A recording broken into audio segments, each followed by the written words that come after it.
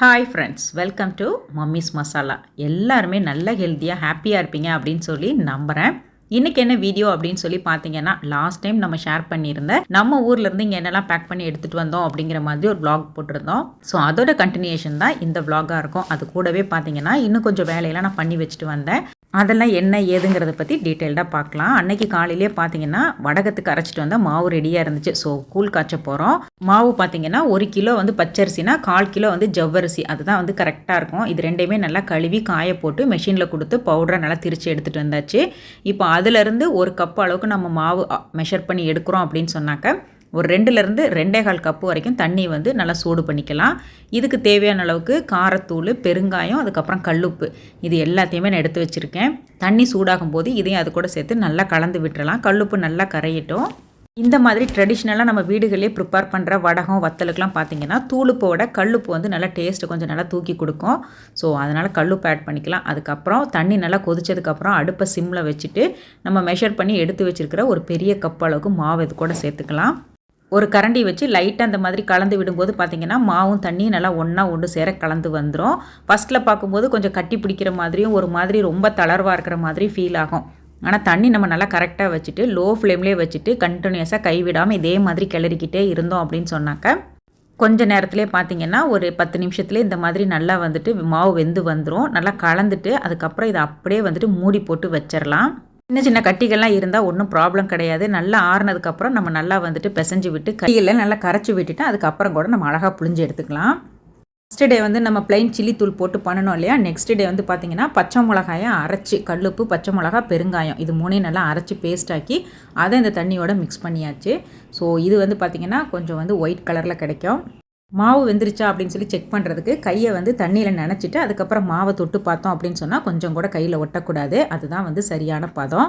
First வந்துட்டு கொஞ்சம் தண்ணியாக இருக்கிற மாதிரி தான் இருக்கும். ஆறுனதுக்கப்புறம் பார்த்திங்கன்னா மாவு நல்லா இந்த மாதிரி கெட்டிப்பட்டுரும். அதுக்கப்புறமா இந்த மாதிரி நம்ம முறுக்கு பொடியில் எடுத்து நம்ம வந்து முறுக்கு மாதிரியும் பிழிஞ்சு எடுத்துக்கலாம். அப்படி இல்லை அப்படின்னு சொன்னாக்கா ஸ்ட்ரைட்டாக கோடு மாதிரியும் நம்ம அப்படியே இழுத்து இழுத்து விடலாம். இந்த மாதிரி எப்படி வேணாலும் நம்ம செய்யலாம்.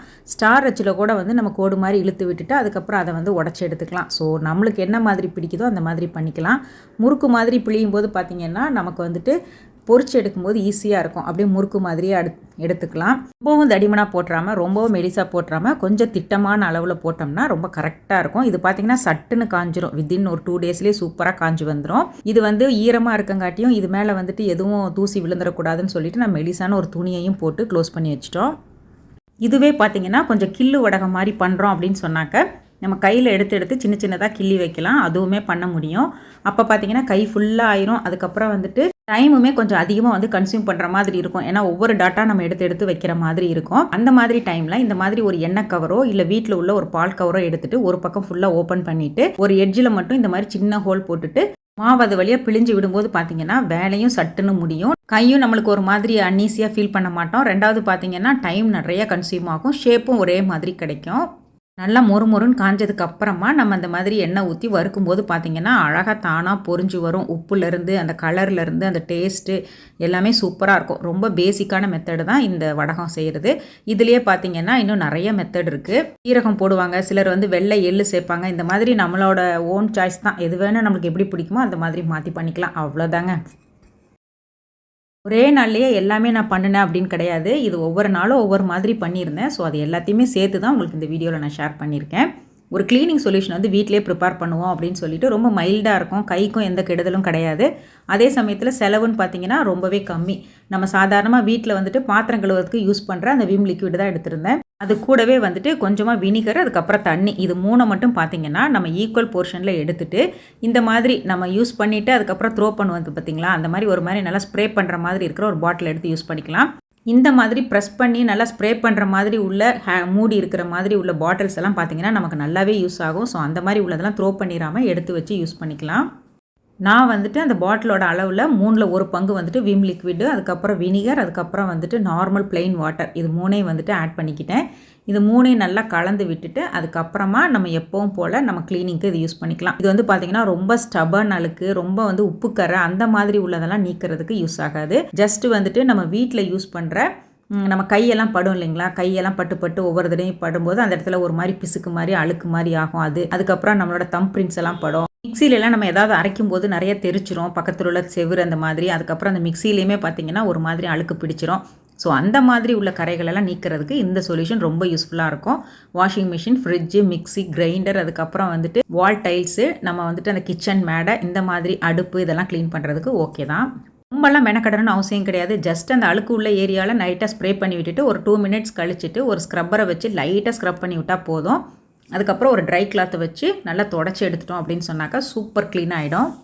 இது வந்து ரொம்ப பேசிக்கான ஒரு சொல்யூஷன் தான். ஸோ இந்த மாதிரி க்ளீனிங்க்கு இது யூஸ் ஆகும். இதுலேயே இன்னும் கொஞ்சம் பொருளெல்லாம் ஆட் பண்ணோம் அப்படின்னு சொன்னால் தான் நம்ம மற்ற வேலைக்கெல்லாம் யூஸ் பண்ணுற மாதிரி இருக்கும். அதெல்லாம் நான் ஃப்யூச்சர் வீடியோஸில் கண்டிப்பாக உங்களோட ஷேர் பண்ணுறேன். ஒருக்கா நம்ம ஊர்லேருந்து கிளம்புறோமோ அப்போ எல்லாமே ஃபுல்லாக வீடு ஃபுல்லாக தரவாக க்ளீன் பண்ணி வச்சுட்டு அந்த மாதிரி வந்தால் தான் பார்த்தீங்கன்னா அடுத்த ஒரு 7-8 மாதத்துக்கு சுத்தமாக அப்படியே மெயின்டைன் ஆகும். எப்போல்லாம் நம்ம கொஞ்சம் அழுக்காக இருக்குன்னு ஃபீல் பண்ணுறோமோ அப்போல்லாம் இந்த மாதிரி மேக் பண்ணி யூஸ் பண்ணிக்கலாம். லாஸ்ட் vlogல பார்த்தீங்கன்னா ஒரு சிஸ்டர் வந்து கமெண்ட் பண்ணியிருந்தாங்க, எனக்கு வந்து நான் அம்மா வீட்டுக்கு போனால் பெருசாக ஹெல்ப் பண்ண மாட்டேன், இனிமேல் பண்ண போகிறேன் அப்படிங்கிற மாதிரி. உண்மையாலுமே அதை படிக்கும்போது ரொம்ப ரொம்ப மனசுக்கு அவ்வளோ ஹாப்பியாக இருந்துச்சு. அட்லீஸ்ட் வந்துட்டு நமக்கு வந்து அந்த எண்ணம் வருது பார்த்தீங்களா, அதுவே பெரிய விஷயந்தாங்க. கண்டிப்பாக செய்யணும். ஏன்னு கேட்டிங்கன்னா நம்மளை வந்து எவ்வளோலாம் கஷ்டப்பட்டு வளர்த்துருப்பாங்க. சின்ன வயசுலேருந்து நமக்கு எது பிடிக்கும் பிடிக்காது நிறைய விஷயங்கள் அவங்க சாப்பிடாம நமக்கு தான் கொடுத்து வளர்த்துருப்பாங்க. அவங்க வந்து நாள் ஆக ஆக அவங்க வீக்னஸ் வந்து அதிகமாகிட்டு தான் இருக்கும். அதை நம்ம கொஞ்சம் அண்டர்ஸ்டாண்ட் பண்ணிக்கிட்டு நம்மளால் முடிஞ்ச ஹெல்ப் சின்னதோ பெருசோ என்ன முடியுமோ அதை கண்டிப்பாக பண்ணுறது ரொம்ப நல்ல விஷயம். எப்போவுமே சுயநலமாக சிந்திக்கக்கூடாது. நம்ம ஃபேமிலி, நம்ம பிள்ளைங்க அந்த மாதிரி ஒரு வட்டத்தில் இல்லாமல் நம்ம பேரண்ட்ஸையும் அந்த வட்டத்துக்குள்ளே நம்ம எப்போயுமே வந்து இன்க்ளூட் பண்ணிக்கிறணும். அது ரொம்ப நல்ல விஷயம். என்னடா அது அக்கா ஓவராக வந்துட்டு அட்வைஸ் பண்ண ஆரம்பிச்சிட்டாங்க அப்படிலாம் நினைக்க வேண்டாம். சும்மா ஜஸ்ட்டு வந்துட்டு என்னோட தாட்டை தான் நான் உங்களோட ஷேர் பண்ணிக்கிட்டேன். பிடிச்சிருந்தா எடுத்துக்கோங்க, அப்படி இல்லையா ஜஸ்ட்டு இக்னோர் பண்ணிவிட்டு போயிட்டே இருங்க, அவ்வளோதாங்க. பாருங்கள் இப்போ சூப்பராக வந்துட்டு அதுவும் மெயினாக இந்த கப்பு வைக்கிற அந்த இடம் இருக்குது பார்த்தீங்களா, அந்த மிக்ஸி ஜாரும் அந்த புஷ் இருக்கிற இடம் அங்கே தான் ரொம்ப வந்துட்டு மெஸ்ஸியாக இருக்கும். ஸோ இந்த ஸ்ப்ரே கொஞ்சம் நேரம் அடித்து விட்டுட்டு ஒரு 2-3 நிமிஷம் கழித்து யூஸ் பண்ணின வேஸ்ட் டிஷ்யூ இருக்கும் பார்த்தீங்களா, நம்ம வெஜிடபிள்ஸ்க்கெலாம் யூஸ் பண்ண அந்த டிஷ்யூ வந்துட்டு திருப்பி ரீயூஸ் பண்ணணும். இந்த மாதிரி வச்சு க்ளீனிங்க்கு யூஸ் பண்ணிக்கலாம். இந்த மாதிரி வச்சு க்ளீன் பண்ணும்போது அழகாக வந்துட்டு ஒரு 2 சொலட்டுலேயே க்ளீன் பண்ணிட்டு வந்துருச்சு. இந்த குட்டி குட்டி இடம்லாம் டூத் ப்ரஷ்ஷை வச்சுட்டு க்ளீன் பண்ணி எடுத்துக்க வேண்டிதான். இந்த ஸ்காட்ச் பிரைட்டோட வைப்பர் வந்து நான் ஆல்ரெடி உங்களோட ஷேர் பண்ணியிருக்கேன். ரொம்பவே சூப்பரான ப்ராடக்ட்டுங்க. பை 1 கெட் 1 ஆஃபரில் இருக்குது. நீங்கள் கூட தேவைன்னா பர்ச்சேஸ் பண்ணிக்கோங்க. ரொம்ப யூஸ்ஃபுல்லாக இருக்கும். தண்ணி சுத்தமாக ஒட்ட வடித்து கொடுத்துரும். பாருங்கள் எவ்வளோ நீட்டாக சூப்பராக க்ளீன் ஆகிடுச்சின்னு சொல்லிட்டு. எப்போவுமே எங்கள் அம்மா வந்து பார்த்திங்கன்னா அந்த உழவர் சந்தை அதுக்கப்புறம் நார்மலாக சந்தை போடுவாங்களா அந்த மாதிரி இதில் தான் வெஜிடபிள்ஸ்லாம் பர்ச்சேஸ் பண்ணுவாங்க. பட் இந்த தடவை அங்கெல்லாம் போக டைம் இல்லை அப்படின்னு சொல்லிட்டு பக்கத்தில் உள்ள ஒரு பெரிய கடையிலேயே வாங்கிட்டேன். பச்சை பட்டாணி வந்து இப்போ சீசன் அதனால அதில் ஒரு 3-4 கிலோ கிட்டக்க வாங்கியிருந்தோம். ஏன்னா இதெல்லாம் க்ளீன் பண்ணி எடுத்தால் அதுக்கப்புறம் கொஞ்சம் தான் வரும். சோயா வந்து ரொம்ப சூப்பராக இருந்துச்சு. அதில் ஒரு 3 கிலோவும் அதுக்கப்புறம் வந்துட்டு பட்டர் பீன்ஸு இது பெருசாக யாரும் விரும்ப மாட்டாங்க. சரி இருந்தாலும் இருக்கட்டும் அப்படின்னு சொல்லிட்டு அதில் ஒரு 1 கிலோ. மொச்சக்காய் தாங்க எனக்கு சரியாக கிடைக்கல. கிளம்புற நேரம் பார்த்திங்கன்னா அந்தளவுக்கு குவாலிட்டி சரியாக இல்லை. சரி பரவாயில்லன்னு அதில் ஒரு 2 கிலோ வாங்கிட்டு எல்லாத்தையும் க்ளீன் பண்ணிவிட்டு இந்த மாதிரி ஜிப்லாக் பேக்கில் கொஞ்சமாக சால்ட்டும் லெமன் ஜூஸும் மட்டும் விட்டு எல்லாம் வந்து மேரினேட் பண்ணி எடுத்துகிட்டு வந்துட்டேன். எடுக்கிறதுக்கு சுத்தமாக மறந்து போயிட்டேன். ஸோ அதனால் சிங்கப்பூர் வந்ததுக்கப்புறம் தான் நான் அன்பேக் பண்ணி எடுத்துருந்தேன். கொஞ்சமாக வந்துட்டு அந்த சோயா மட்டும் பார்த்திங்கன்னா லைட்டாக வந்துட்டு ஸ்ப்ரவுட்ஸ் ஃபார்ம் ஆயிடுச்சு. சரி பரவாயில்ல அதுவுமே உடம்புக்கு நல்லது தானே அப்படின்னு சொல்லிட்டு எல்லாத்தையுமே எடுத்து நீ ஆர்கனைஸ் பண்ணி ஃப்ரிட்ஜில் அரேஞ்ச் பண்ணி வச்சுக்க வேண்டியதான். ரொம்பவே சூப்பராக இருந்துச்சுங்க. பார்க்கவே அவ்வளோ ஆசையாக இருந்துச்சு. அம்மாவும் முருங்கை மரம் நேராக போய்கிட்டே இருக்குது, கட் பண்ணணும்னு சொல்லி டெய்லி நினச்சிட்டே இருப்போம். ஆனால் பார்த்திங்கன்னா அன்றைக்கி கட் பண்ணியே ஆகணும்னு சொல்லிவிட்டு அதுவாகவே முதல் நாள் பேஞ்ச மழைக்கு 2ஆக முறிஞ்சு விழுந்துடுச்சு. அதுக்கப்புறம் ஆட்டோமேட்டிக்காக இருந்த மிச்சம் சச்சத்தையெல்லாம் கட் பண்ணி எடுத்துகிட்டு ரொம்ப முத்துன இலையெல்லாம் கழிச்சிட்டு கொஞ்சம் பிஞ்சாக மட்டும் எடுத்துக்கிட்டோம். கொழுந்தா உள்ளதெல்லாம் வந்துட்டு பொரியலுக்கு எடுத்துகிட்டு கொஞ்சம் மீடியமான உள்ள இலைகளெல்லாம் வந்துட்டு காஞ்சி நல்லா சருகாக்கிக்கலாம், முருங்கைக்கீரை பொடி செய்யலாம் அப்படின்னு சொல்லிட்டு அதுக்கு எடுத்துகிட்டு மிச்சம் மீதி இருந்த இலை தலையெல்லாம் எடுத்து கொஞ்சம் கோமாதாவுக்கு உணவாக கொடுத்து அன்றைக்கி டே வந்து அப்படி தான் போச்சு. நல்லா வந்து எல்லாம் குடும்பமாக உட்காந்து எல்லாம் உருவி எடுத்தாச்சு. பாருங்கள் என்னால் முருங்கை மரத்தை கூட வெட்ட முடியல, அவ்வளோ ஸ்ட்ராங்காக இருந்துச்சு. அதுக்கப்புறம் பாகுபலி ரேஞ்சில் 2ஆக கட் பண்ணி எடுத்து உடச்சிட்டு குச்சியும் எடுத்து வச்சாச்சு. இது வேறு பக்கம் ஒர்க்க வைக்கலாம் அப்படின்னு சொல்லிட்டு. இன்னும் யாரும் ப்ராப்பராக வர்றது கிடையாது. அப்படியே வந்தாலும் எப்படா டைமை பாஸ் பண்ணுவோம் அப்படின்னு சொல்லிட்டு டைமை ஓட்டிட்டு காசை வாங்கிட்டு கிளம்பிடுறாங்க. ஸோ நம் கையே நமக்கு உதவின்னு சொல்லி நானே தான் அன்றைக்கி களத்தில் இறங்கி மரம் வெட்டுறது இதுதான் ஃபஸ்ட் டைமு. ஸோ தெரிஞ்ச வரைக்கும் முடிஞ்ச வரைக்கும் ஒன்று காமாசோமாக கட் பண்ணி வேலையை முடிச்சாச்சு. அப்பாவுமே நல்லா ஹெல்ப் பண்ணாங்க. அதுக்கப்புறம் வந்துட்டு இந்த கொய்யா இலை சுகருக்கு நல்லதுன்னு சொன்னாங்க. ஸோ அதனால் அதையும் கொஞ்சம் எடுத்து பேக் பண்ணி எடுத்தாச்சு. ஸோ இவ்வளோ தான் அன்னைக்கு நடந்த பேக்கிங் வேலை. முருங்கைக்கீரை மெயினாக ட்ரை பண்ணுறதுக்கும் அதுக்கப்புறம் ஊருக்கு கொண்டு போகிறதுக்கும் பொரியலுக்கும் எடுத்து வச்சுக்கிட்டு இருந்தோம்.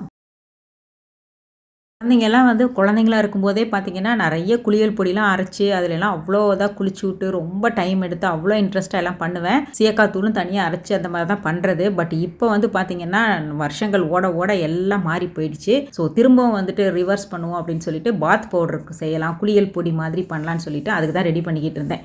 இது வந்து பார்த்தீங்கன்னா, அந்த உளுந்து, கொண்டைக்கடலை, பச்சைப்பயிறு, அதுக்கப்புறம் அந்த விரலி மஞ்சள், கொஞ்சமாக வந்துட்டு இந்த பார்லி, பாதாம் இதெல்லாம் போட்டுட்டு எதெல்லாம் வாய்க்குள்ள போடுறோமோ அது எல்லாத்தையும் இப்போ முகத்துக்கு போட போகிறோம். அவ்வளோதான். இது எல்லாமே எடிபிள் தான். ஸோ இது எல்லாத்தையுமே ஒன்றா போட்டுட்டு அதுக்கப்புறம் அதை தனியாக ஒரு ரெடி பண்ணிவிட்டு, இன்னொரு பக்கம் வந்து கருப்பு உளுந்து அந்த பொடியை அன்றைக்கி தான் அரைக்கிறதுக்கு எல்லாம் ரெடி பண்ணிக்கிட்டு இருந்தாங்க. உளுந்து கூடயே கருப்பு கவுனி அரிசியும் சேர்ந்து மிக்ஸ் பண்ணி எடுத்திருக்கோம். ஸோ அந்த பொடிக்கு தனியாக வந்துட்டு அது ஒரு சம்படத்தில் டாப்அப் பண்ணி எடுத்துட்டு, இன்னொரு சம்படத்தில் பார்த்திங்கன்னா இந்த நம்ம காய வச்சு எடுத்தோம்ல அந்த ராகி முளப்பு கட்டினது அதுவுமே வந்துட்டு எடுத்து இன்னொரு இதில் போட்டு அதையும் அரைக்க எடுத்து வச்சாச்சு.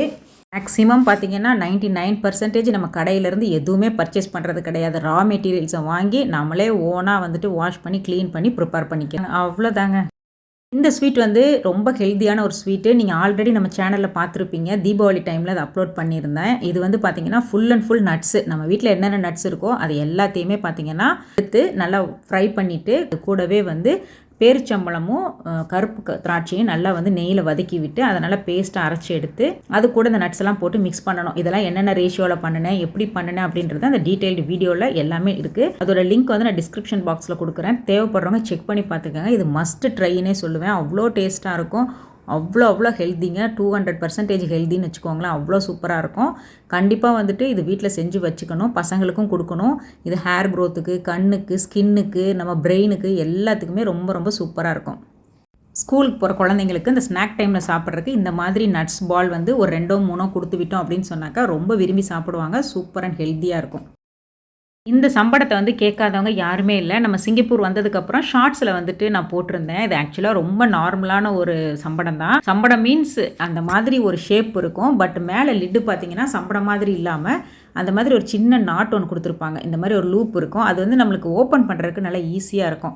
இப்போ சம்படம்னா கூட நம்ம ஹேண்டில் பண்ணுறது ரொம்ப கஷ்டமாக இருக்கும். அந்த மூடி திறக்கும்போது அது வந்து கொட்டுறதுக்கு வாய்ப்பு இருக்குது. ரெண்டாவது மாவு பாத்திரம் வந்துட்டு நார்மலாக மூடி போட்டு வச்சோன்னா அது வந்து கொஞ்சம் காற்று போய் மாவு பார்த்தீங்கன்னா சீக்கிரமாக புளிச்சிரும். அதுக்கப்புறம் வந்துட்டு கொஞ்சம் சீக்கிரம் மாவு ட்ரை ஆகும். இந்த மாதிரி ப்ராப்ளம்லாம் ஃபேஸ் பண்ணுவோம். இந்த மாதிரி நல்லா டைட்டான ஒரு லிட்டு உள்ள ஒரு பாத்திரமாக இருந்துச்சு அப்படின்னு சொன்னாக்க நம்ம நல்லா வந்துட்டு டைட்டாக க்ளோஸும் பண்ணிக்கலாம். உப்பு இருக்கிறதுனால ஈஸியாக ஓப்பனும் பண்ணிக்கலாம். ஸோ அதனால் மாவாட்டுறதுக்கு இந்த மாதிரி பாத்திரம் பெஸ்ட்டாக இருக்கும்.